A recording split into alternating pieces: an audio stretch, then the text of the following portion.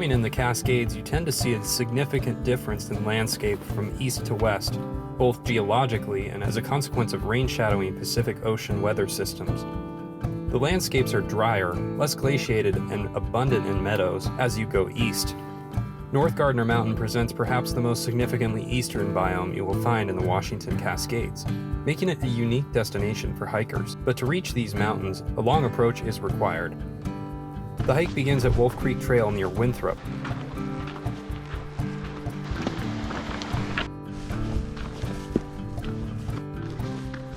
At 10 miles along this well-kept, mostly flat trail lies Gardner Meadows, the grassy expanse that runs across the base of Gardner Mountain. Many who hike North Gardner also choose to hike Gardner, for which the route diverges here.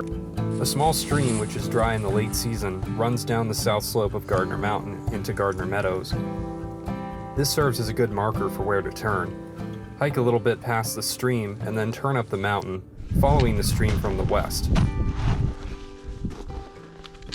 At 6,000 feet, there is a meadow. From here, many Class 2 options exist to reach the summit, but we chose to travel north towards the ridgeline coming from the summit.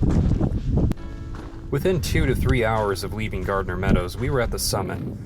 Now begins the interesting challenge of getting from Gardner to North Gardner, losing as little elevation as possible. The simplest way is to descend back to Gardner Meadows and make a rising traverse north to point 8497, which connects the southern ridge of North Gardner to the western ridge of Gardner. But to do this, you must lose all of the elevation you gained climbing Gardner. We chose a variation of the Gardner Traverse, which typically is done following close to the ridgeline, but encounters many exposed Class 3 segments that can be somewhat avoided with the variation. We first descended to 7,500 feet of elevation and made a falling traverse north below the cliffs of the ridgeline. Most of this traverse proved simple, but as we reached the western-facing slope of Gardner Mountain, the cliffs became more numerous. From what we could see, taking higher traverses will encounter more cliffs on this western-facing slope. We maintained an elevation between 7,000 and 7,500 feet and encountered Class 3 down scrambling to intersect the trail up the basin to point 8487. It wasn't bad, but perhaps could have been avoided by going lower. From the basin, leading to point 8497, the route is very straightforward.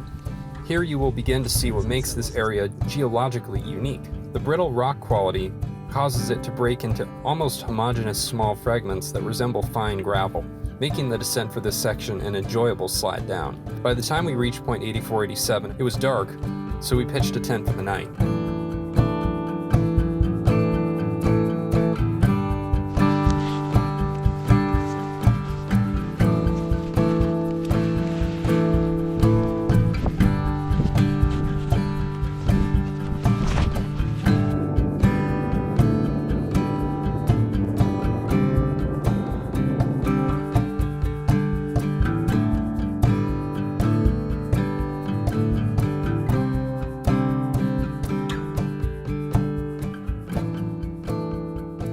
From here, the route follows a nice Class 2 ridgeline, leading to the North Gardner's summit.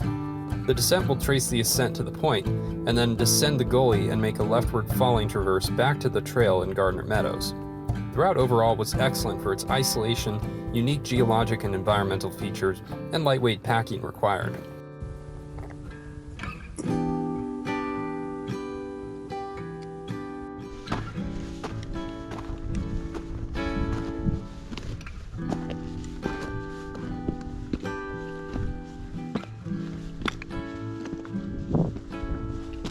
Our October ascent gave us the chance to see the area when it lost its greenery, which combined with the smoke from forest fires in eastern Washington was an eerie experience. If you liked the video, don't forget to subscribe, and as always, stay tuned for more Mountain Beta.